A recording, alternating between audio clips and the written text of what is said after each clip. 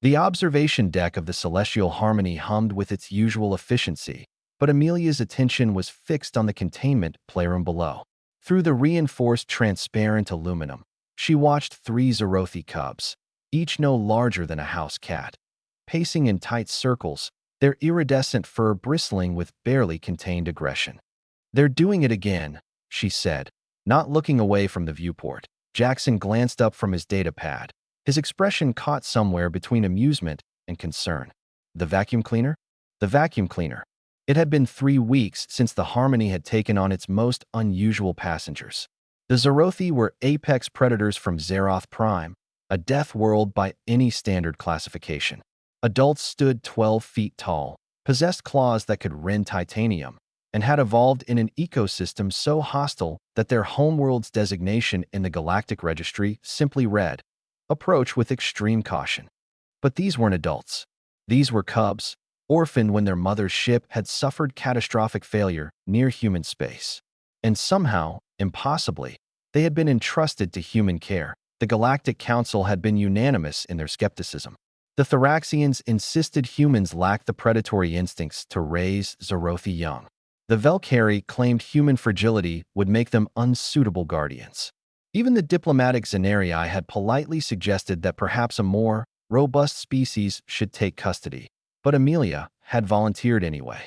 Jackson had been right behind her. Initiating cleaning cycle, the automated voice announced, and the maintenance drone descended from its ceiling compartment.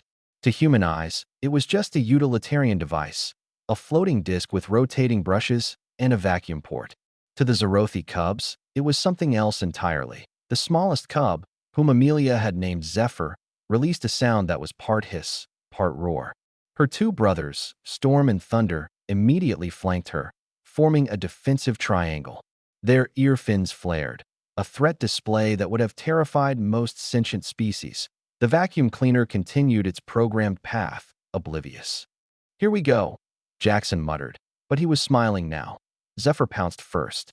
Her trajectory was perfect, muscles coiled and released with predatory precision that belied her 12 weeks of age. She latched onto the drone's side, tiny claws scrabbling against metal, her jaws seeking purchase on the smooth surface. The drone continued cleaning, undisturbed. Storm attacked from the right, Thunder from the left.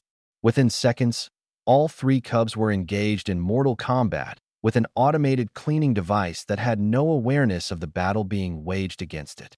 "You know," Jackson said thoughtfully, "the Velkari raised Zerothi cubs in sterile combat simulators, controlled environments, carefully managed challenges." Amelia nodded, watching Zephyr lose her grip and tumble across the floor, only to immediately charge back into the fray. And their survival rate? 43% made it to adulthood. Jackson's voice was quiet. The rest, they said the cubs lost something, became listless, stopped eating. On Zeroth Prime, cubs faced death daily.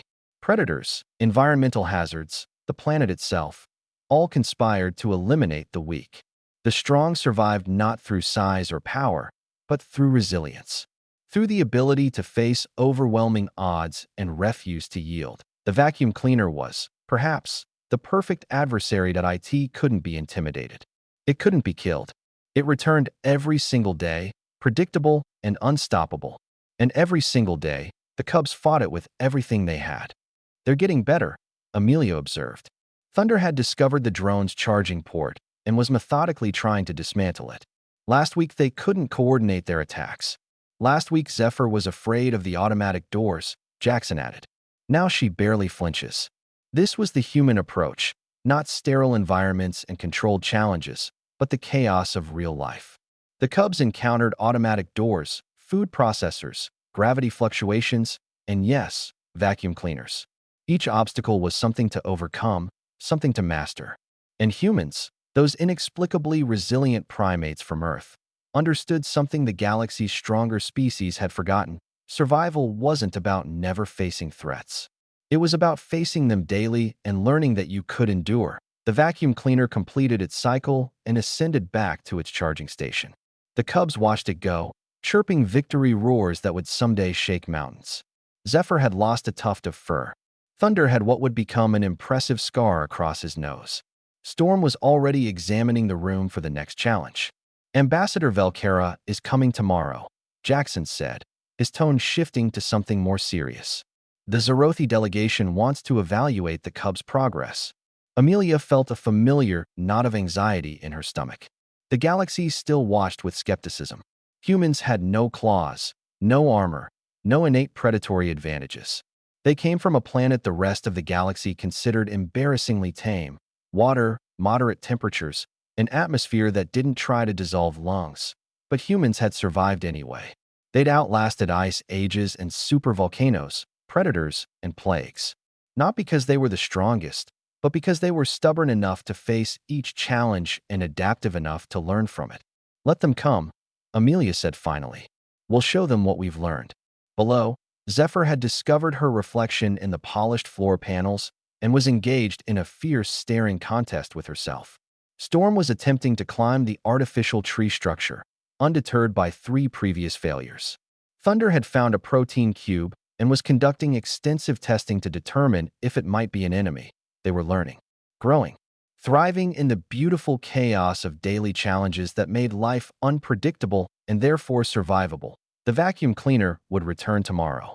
The Cubs would be ready, and somewhere in the vast cosmos, humanity was proving once again that strength wasn't measured in claws or armor, but in the stubborn refusal to surrender, even to an automated cleaning device.